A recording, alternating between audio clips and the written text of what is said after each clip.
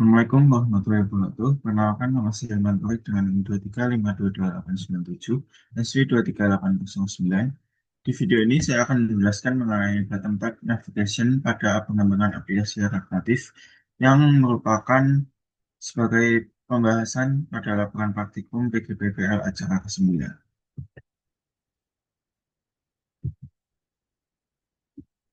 Bottom tab navigation sendiri digunakan untuk menampilkan beberapa halaman dalam satu aplikasi dengan tab di bagian bawah layar.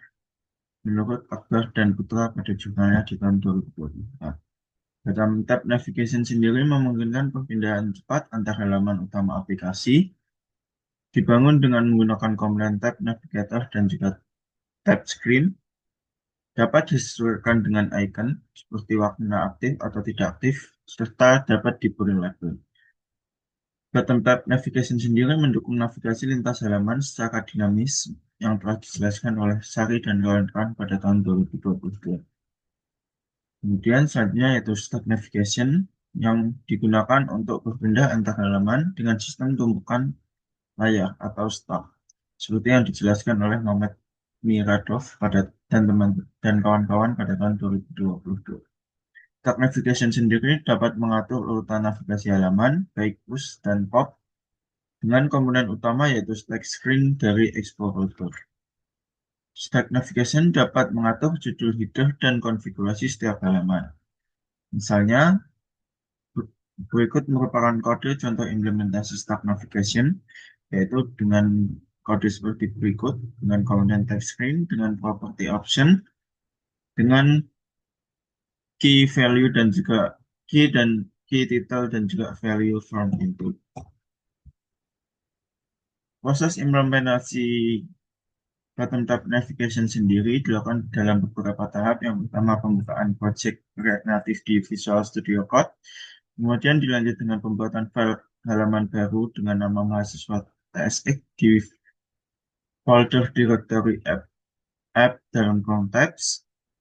Kemudian dilanjut dengan pengisian halaman file mahasiswa TSX menggunakan komponen fatlist. Dilanjut dengan penambahan komponen tab screen untuk menampilkan icon dan nama tab pada file _layer.tsx yang merupakan eh, file utama dalam membuat tab screen, mengatur tampilan tab screen. Kemudian dilanjut dengan penambahan icon baru dalam variable mapping pada file icon simbol tsx. Dilanjut dengan pembuatan halaman child, halaman anak yang baru dengan nama form input di directory slice app. Kemudian dilanjut dengan pengisian halaman form input dengan menggunakan komponen text input. Dilanjutkan dengan penambahan import komponen stack dari Explorer. Dilanjut dengan kustomisasi judul header halaman form input dengan properti yang telah dijelaskan sebelumnya. Penambahan properti on press tombol FAB untuk form input, di mana properti on press ini berfungsi untuk menjalankan atau mengeksekusi sebuah fungsi dalam suatu komponen atau tombol di aplikasi React Native. Selanjutnya yaitu penambahan komponen button di halaman form input. Dilanjut dengan pengubahan atau refactor isi halaman mahasiswa TSX menggunakan komponen section list. Dilanjutkan dengan pengubahan variabel data dengan data mahasiswa seperti asisten, mahasiswa kelas A dan juga kelas B. Dilanjut dengan penambahan tampilan icon di samping teks dalam komponen section list. Serta yang terakhir yaitu penyesuaian tampilan atau styling pada komponen section list di halaman mahasiswa TSI. Terakhir, sebagai penutup, dilakukan penyesuaian kode jika terjadi error atau tampilan yang tidak sesuai pada proses pengembangan aplikasi React Native. Selanjutnya yaitu kendala yang dialami selama proses implementasi bottom tab navigation, di mana terdapat icon tidak muncul dengan sempurna pada bottom tab navigation. Tombol button tidak muncul pada halaman form input. kemudian perbedaan tampilan antara mode gelap dan mode terang, kemudian dilanjut dengan data tidak tampil dengan rapi pada halaman mahasiswa. Kemudian solusi untuk mengatasi beberapa kendala tersebut yaitu yang pertama menyesuaikan properti tab bar icon dan memperbaiki mapping icon di file icon simbol tsx yang terutama mengecek pada bagian variabel mapping. Kemudian dilanjut untuk membungkus komponen button menggunakan komponen view agar komponen button dapat ditampilkan dengan benar dan dapat muncul. Kemudian menambahkan fungsi use color scheme untuk menyesuaikan warna berdasarkan tema perangkat, baik itu mode gelap atau mode terang.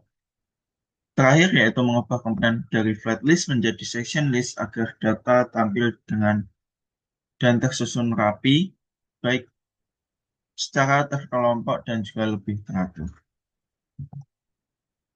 Berikut hasil implementasi yang telah saya buat, di mana pada halaman Explore terdapat tombol FAB atau Floating Action Button, yang dimana ketika diklik akan langsung mengarahkan ke halaman From Input.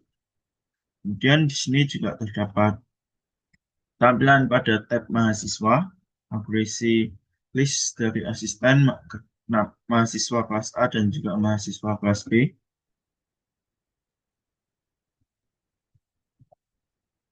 Dimana di sini ketika diklik